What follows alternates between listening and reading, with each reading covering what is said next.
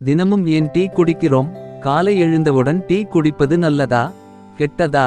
உங்களுக்கு தெரியுமா? சூடான ஒரு டீ. காலை எழுந்தவுடன் நாம் ஏன் இதை குடிக்கிறோம்? சந்தோஷத்தில் டீ, டென்ஷனில் டீ, வேலை செய்யும் போது டீ.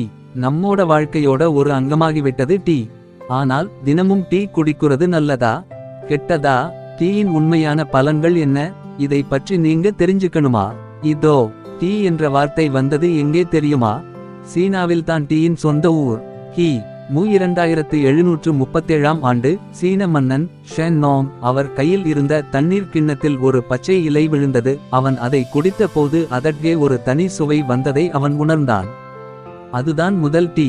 பிறகு இது இந்தியா, இங்கிலாந்து, உலகம் முழுவதும் பிரபலமடைய ஆரம்பித்தது. நம்ம தமிழ்நாட்டில் காலை எழுந்தவுடன் அம்மா டீ தயாரிக்கிறது ஒரு பழக்கம் பிறகு வழக்கமானது. இல்லங்க, டீ இல்லாமல் இந்த காலை எனக்கு ஆரம்பிக்காது என்ற நிலை வந்துவிட்டது. பகல் நேரம், வேலை இடங்களில், வீடுகளில் எங்கு பார்த்தாலும் ஒரு டீ குடிக்கலாம் வாங்கன்னு தான் பேசுவாங்க.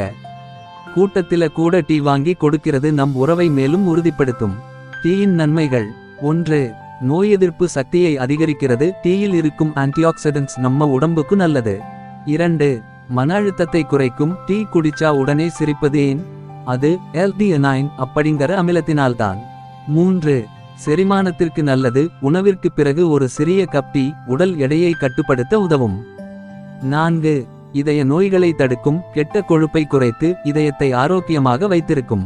டீயின் தீமைகள்: ஆனால் அதிகமாக டீ குடிக்கும்போது அது பிரச்சனைகளையும் ஏற்படுத்தும். 1. எசிமோவ் பிரச்சனை. அதிகம் குடித்தால் வயிற்றில் அமிலம் அதிகரிக்கும். 2. இரும்பு உறிஞ்சுதலை குறைக்கும். டீயில் இருக்கும் டானன்ஸ் நம்ம உடலுக்கு முக்கியமான இரும்பை உறிஞ்சுவதை குறைக்கும். 3. தூக்கமின்மைக்கு காரணம். அதிகமாக குடித்தால் காஃபீன் அதிகரித்து தூக்கமின்மையை ஏற்படுத்தும். 4.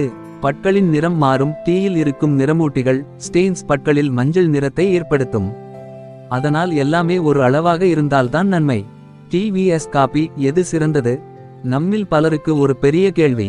டீ நல்லதா காபி நல்லதா? 1. டீயில் காஃபீன் குறைவாக இருக்கும், ஆனால் காபியில் அதிகமாக இருக்கும். 2. காபி உடலை எரிச்சலடைய செய்யும், ஆனால் டீ கொஞ்சம் அமைதியாக செயல்படும். 3. காபி அதிகமா குடித்தால் மன அழுத்தம் அதிகமாகும், ஆனால் டீயில் இருக்கும் L-theanine மனதை அமைதியாக வைத்திருக்கும். அதனால் எந்த விஷயத்திலும் பேலன்ஸ் இருந்தா தான் நல்லது. எப்படி சரியாக டீ குடிக்கலாம்? ஒரு ஆரோக்கியமான முறையில் டீ குடிக்கணும்னா: 1. அதிக பொடியாக்காதீங்க. ஓவர் ப்ரூவிங் அவாய்ட் பண்ணுங்க. 2. அதிக சர்க்கரை சேர்க்காதீங்க, டயபீட்டிஸ் கிடைத்துவிடும். 3.